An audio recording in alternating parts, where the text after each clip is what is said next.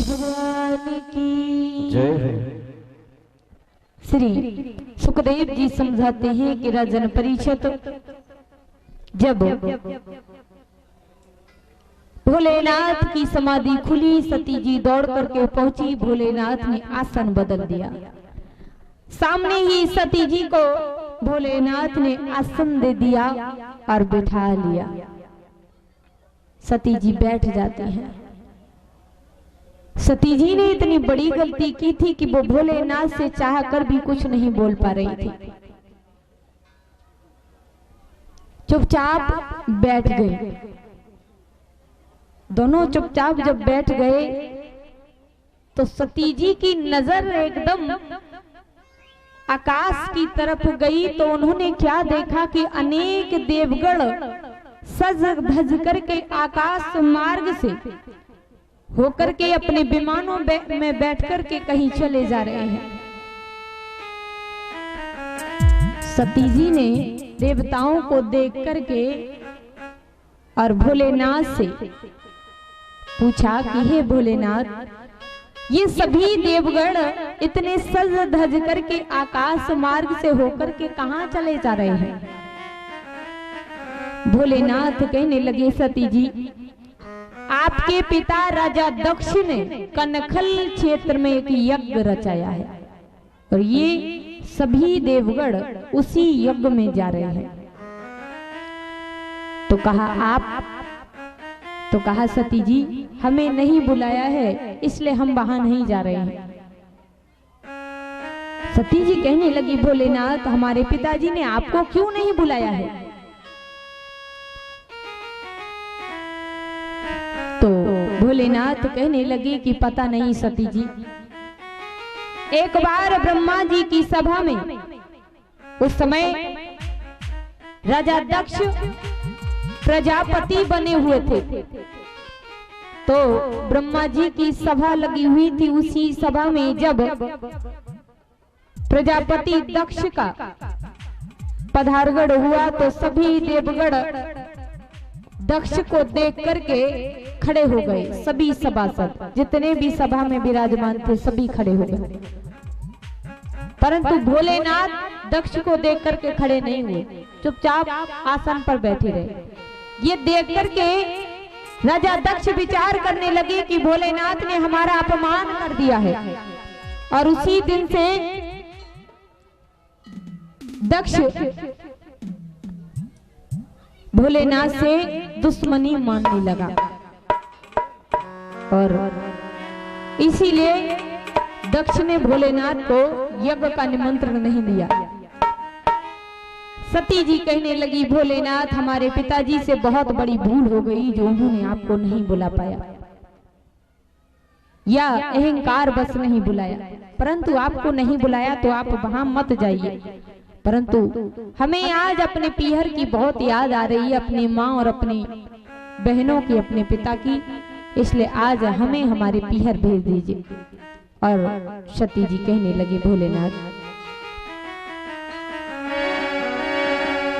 पिता ने यज्ञ रचाई, पिता ने यज्ञ रचाई, मीना बुलाई भर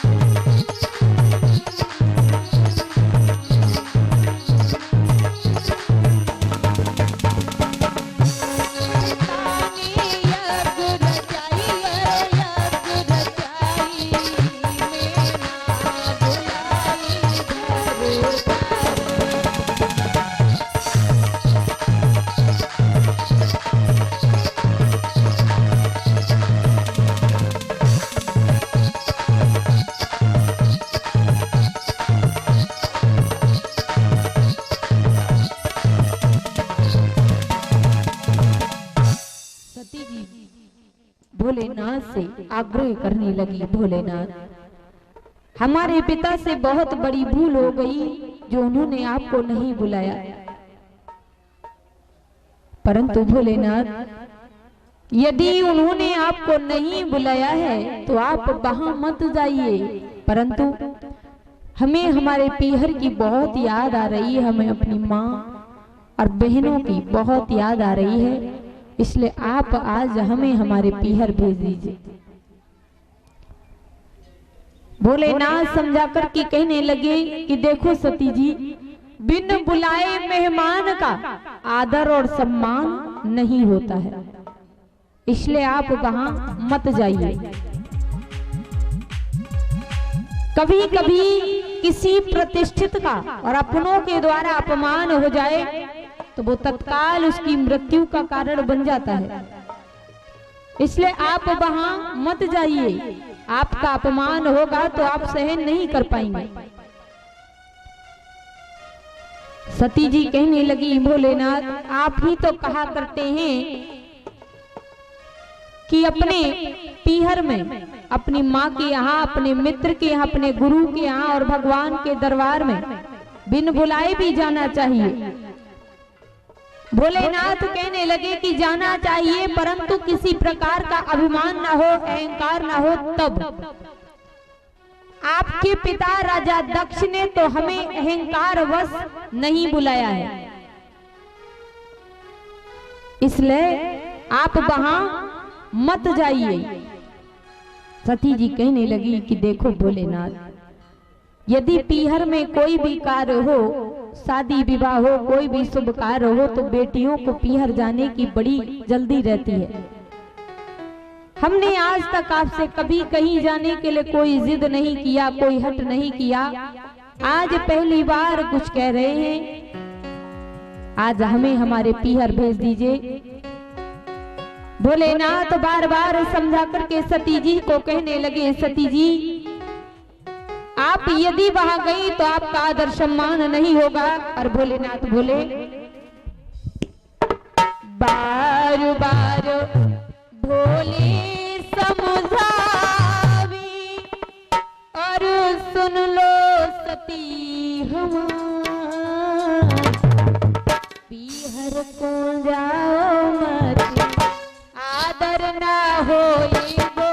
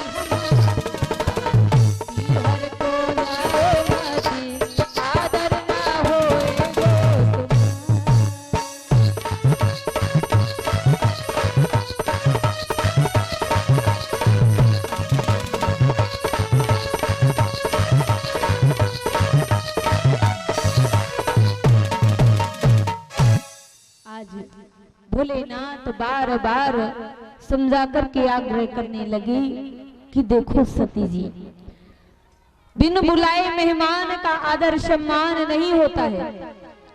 आपके पिता ने हमें अहंकार वश नहीं बुलाया है, और यदि आप फिर भी वहां गई तो आपका सम्मान नहीं होगा, और यदि आपका सम्मान नहीं होगा तो आप ये सहन नहीं कर पाएंगे, इसलिए आप वहां मत जाइए। सती जी कहां मानने वाली थी। सती जी कहने लगी कि भोलेनाथ, चाहे कुछ भी हो जाए परंतु आज हमें अपने पीहर जाना ही है।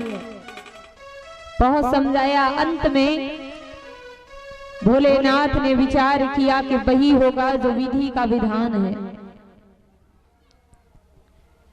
और विधि के विधान को आज तक कोई मिटा नहीं पाया है। भोलेनाथ समझ गए कि सती जी आज किसी की नहीं मानेगी। बहुत समझाया, अंत में भोलेनाथ कहने लगे कि ठीक है सती जी, यदि आप जाना चाहती हो तो तैयार हो जाओ, परंतु साथ में हमारे 2 गण जरूर लिए जाना। कहा ठीक है। 2 गण साथ में लेकर के तैयार होकर के सती जी डूणा नादिया पर सवार होकर के पहुंची। कनखल क्षेत्र में राजा दक्ष प्रजापति के यज्ञ में सम्मिलित होने के लिए। जैसे ही सती जी वहां पहुंची तो किसी ने भी सती जी से सही ढंग से बात नहीं की। किसी ने भी, कोई इधर मुंह करता, कोई उधर मुंह करता, किसी ने भी ढंग से बात नहीं की। सती जी को बहुत बुरा लगा। पिताजी तो बिल्कुल देखे ही नहीं, बोले ही नहीं। बहनें भी मुंह फुलाने लगी, मां भी ज्यादा बोल न सकी। अंत में सती जी को ये सब देख करके बहुत बुरा लगा। मन जब अशांत हो गया तो मन को शांत करने के लिए सती जी पहुंची यज्ञ स्थल में।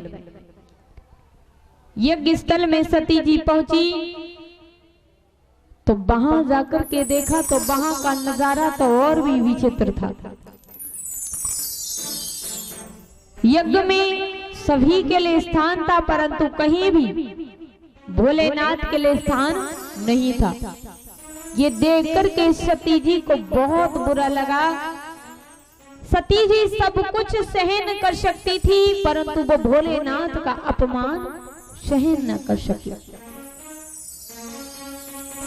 कहने लगी कि पिताजी, भोलेनाथ तो स्वयं कल्याण के प्रतीक हैं, और जिस यज्ञ में भोलेनाथ के लिए स्थान नहीं है उस यज्ञ से भला कल्याण हो कैसे सकता है।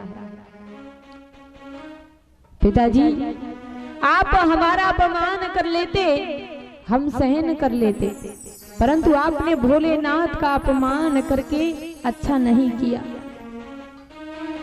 आपका ही दिया हुआ ये शरीर है, ये भी भोलेनाथ के लायक नहीं रहा, हम इसे भी नष्ट कर देंगे। और उसी समय सती जी ने योग अग्नि को प्रकट किया और क्या बोली हैं,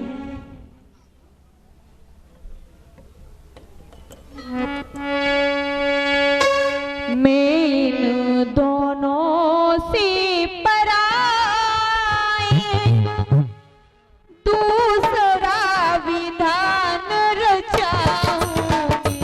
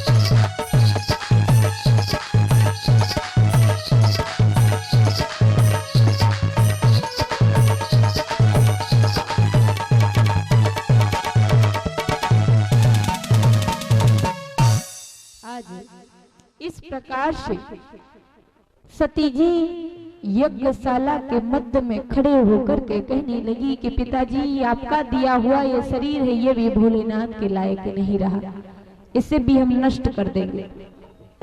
और सती जी ने योग अग्नि को प्रकट किया और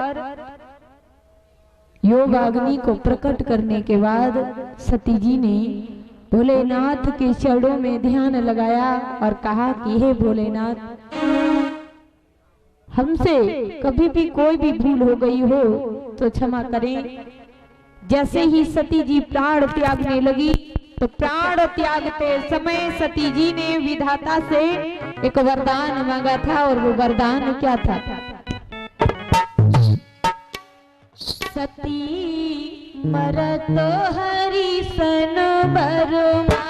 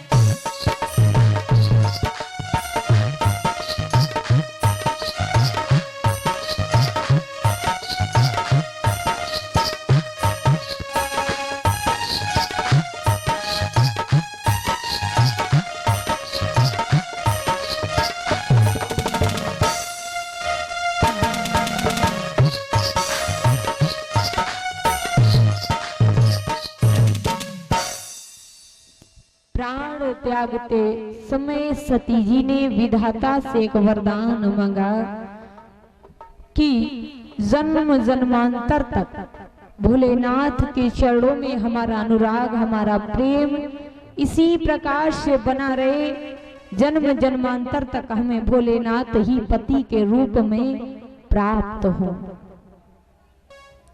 ऐसा वरदान मांग के सती जी ने योग अग्नि में जल करके अपने प्राणों का त्याग कर दिया। साथ में 2 गढ़ जो भोलेनाथ के आए हुए थे, उन्होंने यज्ञ का विध्वंस करना प्रारंभ कर दिया। तो भृगु जी ने कृत्या नाम की राक्षसी को प्रकट कर दिया। कृत्या ने दोनों गढ़ों को मार करके भगा दिया। दोनों गढ़ रोते विलखते कैलाश पर्वत पर पहुंच गए। भोलेनाथ को सारा हाल कह सुनाया। भोलेनाथ को बहुत क्रोध आया और क्रोध के आवेश में आकर के भोलेनाथ ने अपनी जटा से एक बाल उखाड़ा और जमीन पर पटक दिया, जिससे वीरभद्र नाम का एक गढ़ उत्पन्न हो गया। भोलेनाथ ने वीरभद्र को आज्ञा दी कि जाओ वीरभद्र, राजा दक्ष के यज्ञ का विध्वंस कर दो और उनका शीश काट करके यज्ञ कुंड में चढ़ा दो। वीरभद्र ने ऐसा ही किया। राजा दक्ष के यज्ञ का विध्वंस कर दिया और उनका शीश काट करके यज्ञ कुंड में चढ़ा दिया।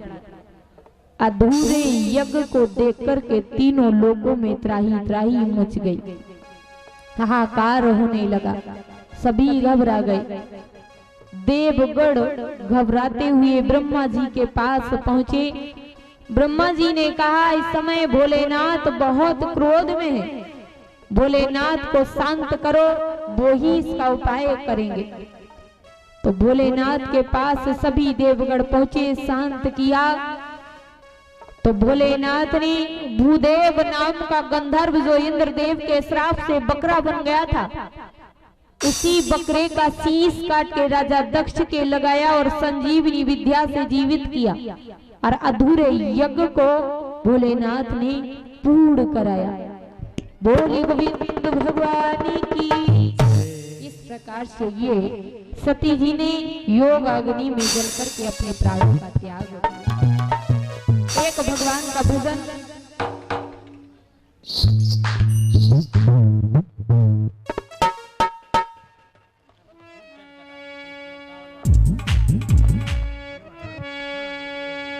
राधे तेरे चरणों की, राधे तेरे चरणों की रज धूल जो मिल जाए।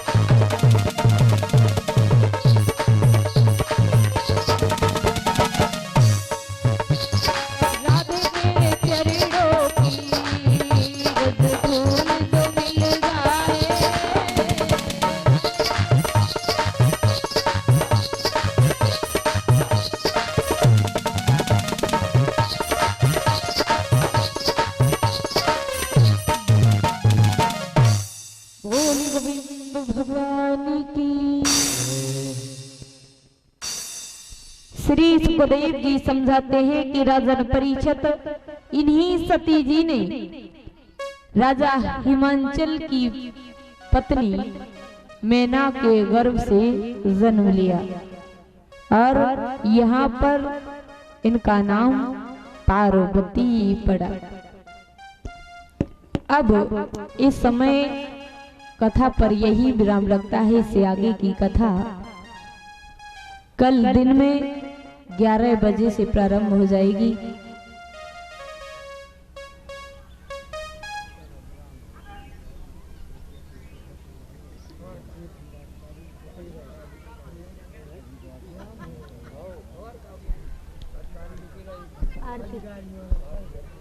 आरती के लिए खड़े होते जाएं सभी भक्तजन।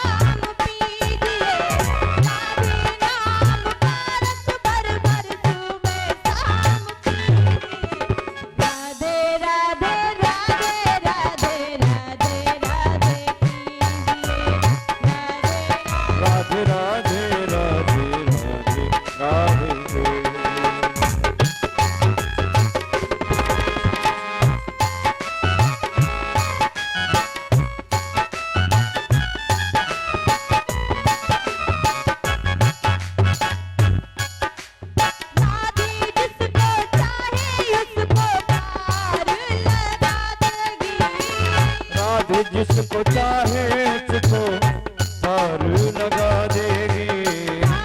जिसको चाहे उसको हरि से मिला देगी। राधे जिसको चाहे उसको हरि से मिला देगी।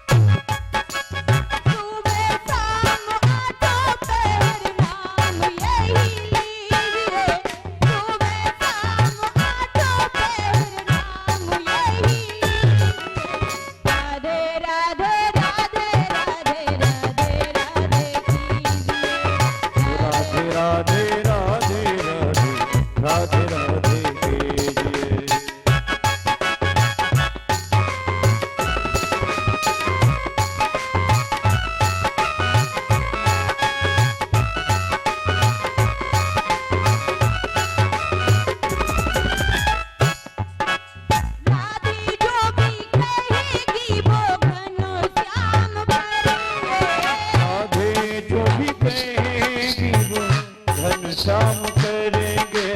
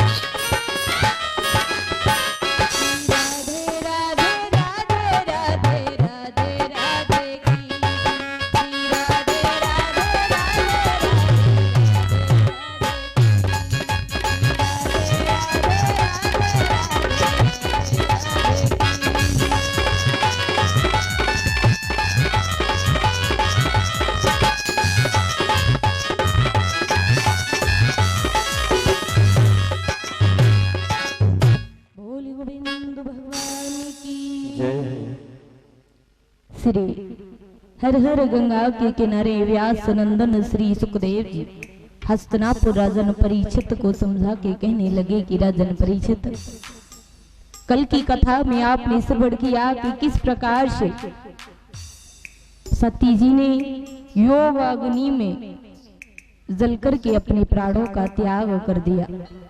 इन्हीं सती जी ने राजा हिमांचल की पत्नी मैना के गर्भ से जन्म लिया। जब मैना के गर्भ से जन्म लिया उसी समय देव ऋषि नारद जी का आगमन हुआ। राजा हिमांचल कहने लगे, स्वामी जी आपका आगमन बड़े ही शुभ अवसर पर हुआ है। आज हमारे महलों में एक बिटिया का जन्म हुआ है। आप हमारी बेटी को देख करके ये बताइए कि उसका भाग्य कैसा है, उसे कैसा घर और कैसा वर मिलेगा। जैसे ही देव ऋषि नारद जी ने बेटी को देखा तो कहा कि राजन, ये आपकी बेटी कोई साधारण कन्या नहीं है, ये स्वयं आदि शक्ति है। आप बड़े ही भाग्यशाली हैं जो आपके घर में मां आदि शक्ति का अवतार हुआ है। और तो सब कुछ सही है, परंतु इनका विवाह एक अवधूत फक्कड़ के साथ में होगा। इनका नाम उमा गिरिजा पार्वती आदि शक्ति भवानी और भी अनेक नाम होंगे आपकी बेटी के, परंतु एक ही अवगुण है कि इनका विवाह एक फक्कड़ के साथ में होगा।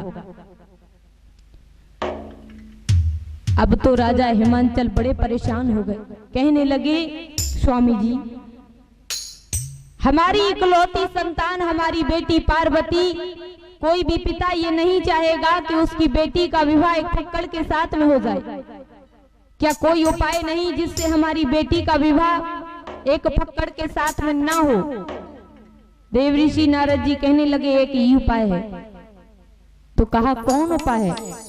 कहा उपाय ये है कि जितने अवगुण एक फक्कड़ में होते हैं उतने ही अवगुण भोलेनाथ के अंदर हैं। और यदि आपकी बेटी बड़े होकर के भोलेनाथ की तपस्या करे, आराधना करे, तो विवाह भोलेनाथ के साथ हो सकता है। और भोलेनाथ के अवगुणों को कोई अवगुण नहीं कहेगा बल्कि गुण ही कहेगा, क्योंकि सामर्थ्यवान में कोई दोष नहीं होता। इस बारे में रामायण में बाबा तुलसीदास जी ने लिखा भी है, समरथ कछु नहीं दोष गुसाई,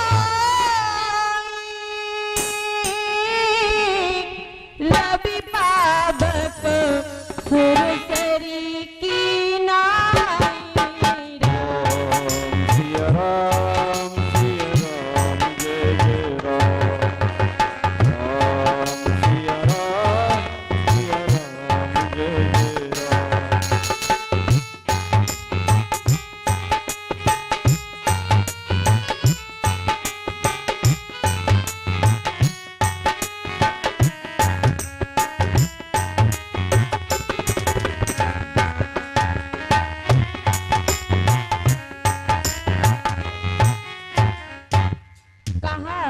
महाराज सामर्थ्यवान को कोई भी दोष नहीं होता है, इसलिए भोलेनाथ के अवगुणों को कोई अवगुण नहीं गुण ही कहेगा। श्री राधे। हाँ जी, ऊपर वाले मंदिर पर किसी के पैसे जेब में से गिरे हो या कैसे गिरे हो, 100 रुपया है एक पन्नी में। तुम्हारी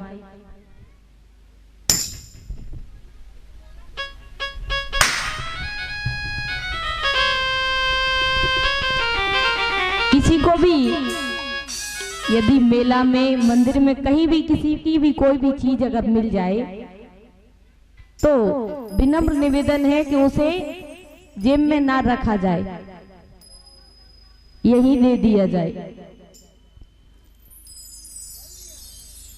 श्री सुखदेव जी समझाते हैं कि राजन परीक्षित,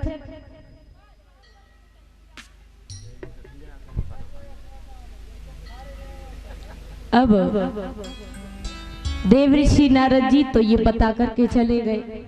इधर पार्वती जी धीरे धीरे बढ़ने लगी। दिन दूनी रात चौगनी पार्वती जी जब बढ़ने लगी, जैसे ही वो थोड़ी सी बड़ी हो गई, समझदार हो गई, तो देवऋषि नारद जी के कहे अनुसार पार्वती जी भोलेनाथ की तपस्या करने, आराधना करने के लिए और घर का त्याग करके पर्वतों के लिए निकल गए और भगवान भोलेनाथ का कठिन तप करने लगी पार्वती जी। इधर पार्वती जी भोलेनाथ का तप कर रही थी। उसी समय एक विचित्र घटना घटी। तारकासुर नामक राक्षस ने सभी देवताओं को परेशान करके रख दिया। सभी देवगण घबरा गए और घबरा करके ब्रह्मा जी के पास पहुंचे। तो ब्रह्मा जी कहने लगे कि तारकासुर नामक राक्षस का वध भोलेनाथ के पुत्र कार्तिकेय के हाथों ही होगा। देवगण विचार करने लगे, अभी तो भोलेनाथ का विवाह भी नहीं हुआ, कब विवाह होगा, कब पुत्र होगा और कब तारकासुर नामक राक्षस मारा जाएगा, तब तक तो हमारा वंश ही नष्ट हो जाएगा। ब्रह्मा जी कहने लगे, सो हम कुछ नहीं जानते, परंतु इतना समझ लो कि तारकासुर राक्षस का वध तो भोलेनाथ के बड़े पुत्र के हाथों ही होगा। यदि आप छुटकारा पाना चाहते हैं राक्षस से, तो सबसे पहले भोलेनाथ का विवाह करवाइए। अब सभी देवगण मिलकर के पहुंचे कैलाश पर्वत पर भोलेनाथ के पास। तब भोलेनाथ ने जब सभी देवगणों को एक साथ देखा तो कहा, क्या बात है देवताओं, आज अचानक एक साथ मिलकर के आप सभी कैलाश पर्वत पर कैसे पधारे हो? देवता कहने लगे, भोलेनाथ पधारे क्या हैं? आपके कैलाश पर्वत पर हम आकर करेंगे भी तो क्या करेंगे? कोई पानी की पूछने वाला है नहीं, भोजन की पूछने वाला है नहीं, यहाँ तक कि आप समाधि में जब लीन हो तो कोई आसन भी डालने वाला नहीं है। आओ और चले जाओ। तो ऐसे हम आकर के करेंगे क्या? भोलेनाथ कहने लगे कि इसमें हम क्या कर सकते हैं? देवऋषि नारद जी कहने लगे, कर सकते हैं, क्यों नहीं कर सकते, बहुत कुछ कर सकते हैं। तो क्या बताइए? तो देवऋषि नारद जी ने कहा, भोलेनाथ आप अपना विवाह कर लो। भोलेनाथ ने कहा, देवऋषि 107 मुंडों की माला गले में आप देख रहे हो, ये ऐसी वैसी मुंडों की माला नहीं, इतने हमारे विवाह हो चुके हैं 107। अब हम विवाह नहीं करना चाहते। देवऋषि नारद जी कहने लगे कि एक विवाह हमारे कहने से कर लो, 108 की माला पूरी हो जाएगी, परंतु विवाह कर लो।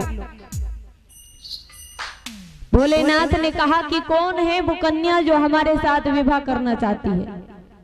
देवऋषि नारद जी तो तैयारी थे। कहा, लड़की तो हमने ढूंढ ली है और वो है राजा हिमांचल की बेटी पार्वती। और यदि आपको विश्वास ना हो तो वो इस समय आपका तप कर रही हैं, यदि आप चाहें तो उनकी परीक्षा ले लीजिए। कहा, ठीक है। कह करके पहुंचे देवगण, कैलाश पर्वत से निकले। इधर भोलेनाथ ने सप्तऋषियों को बुलाया और सप्तऋषियों से कहा कि आप पार्वती की परीक्षा लेकर के आइए। तो सप्तऋषि चले हैं पार्वती की परीक्षा लेने के लिए। तो सर्वप्रथम सप्तऋषियों ने जाते ही जाते गिरिजा को प्रणाम किया और बोले हैं,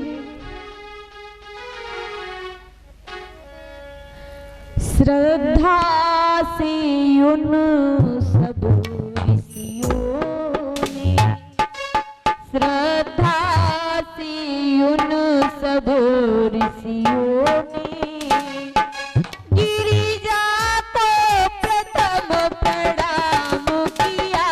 श्रद्धा से उन सब ऋषियों ने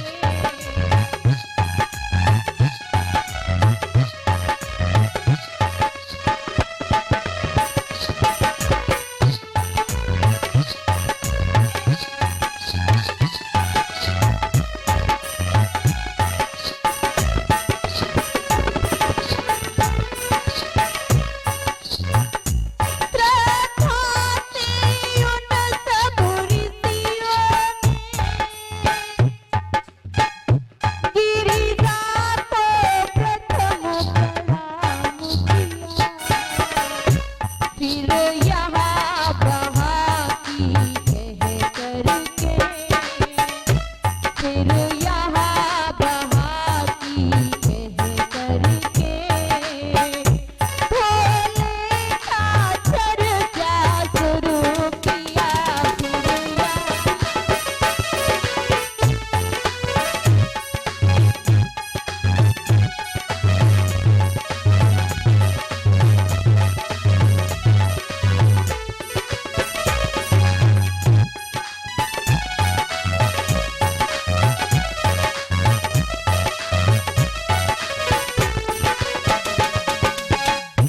पूछा गिरिजा किस ज्वाला में ये कोमल यंग जलाती हो, किस फल को इतनी व्याकुल हो, किस फल को इतनी व्याकुल हो, इसलिए इन्हें मनाती हो। किस फल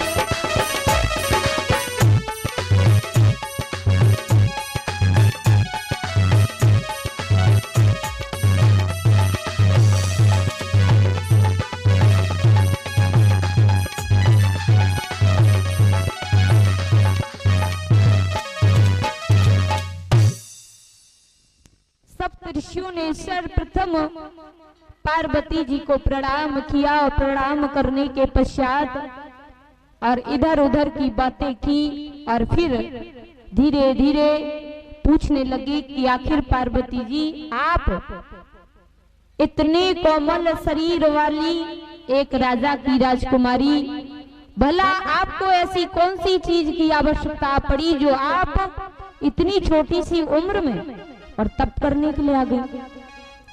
आप तो राजकुमारी हैं, आपके महलों में तो हर चीज उपलब्ध है, फिर आपको क्या आवश्यकता पड़ गई तप करने की? पार्वती जी कहने लगी कि सप्तऋषियों, हम कोई वस्तु पाने के लिए तप नहीं कर रहे हैं, ना हमें किसी चीज से कोई लगाव है, हम भोलेनाथ के लिए तप कर रहे हैं। तो कहा भोलेनाथ के लिए क्यों? पार्वती जी कहने लगी सप्तऋषियों, हम भोलेनाथ को अपने पति के रूप में प्राप्त करना चाहते हैं, इसलिए हम उनका तप कर रहे हैं। सप्तऋषि कहने लगे पार्वती जी, यदि आपको विवाह करना ही है तो इस सृष्टि में आपको कोई और पुरुष नहीं मिला। भोलेनाथ में आपने ऐसा क्या देख लिया जो आप भोलेनाथ के साथ विवाह करना चाहते हैं? सृष्टि में कितने सुंदर सुंदर देवता हैं, यदि विवाह करना ही है तो देवताओं से करिए, देखने में कितने सुंदर लगते हैं। कहाँ भोलेनाथ और कहाँ विष्णु जी, न खाने के लिए, न पीने के लिए, न रहने के लिए, न बैठने के लिए, कुछ तो नहीं है भोलेनाथ के पास। आप क्या देख करके विवाह कर रही हैं? विवाह करने से पहले लड़के के बारे में 3-4 बातें तो देख लेनी चाहिए। सबसे पहली कि लड़का अच्छा है या नहीं, तो भोलेनाथ तो आपने खूब देखे होंगे कितने सुंदर है। लड़के का खानदान अच्छा है या नहीं, जब लड़के ही अच्छा नहीं तो खानदान कहां से अच्छा होगा? खानदान में कोई है ही नहीं। परिवार अच्छा है या नहीं, परिवार के बारे में तो आप जानती भी नहीं। बड़े अनोखे अनोखे परिवार वाले भोलेनाथ के हैं। खाने के लिए खेत, रहने के लिए टपरिया मड़ैया मकान कुछ है या नहीं? भोलेनाथ के पास तो वो भी नहीं। अब आप ही बताइए कि ऐसा कौन सा गुण भोलेनाथ के अंदर है, उस गुण के आधार पर आप भोलेनाथ के साथ विवाह करना चाहती हैं। आप भोलेनाथ को नहीं जानती, हम जानते हैं। भोलेनाथ की पत्नी का नाम था सती। सती से बहुत प्रेम करते थे भोलेनाथ और कहा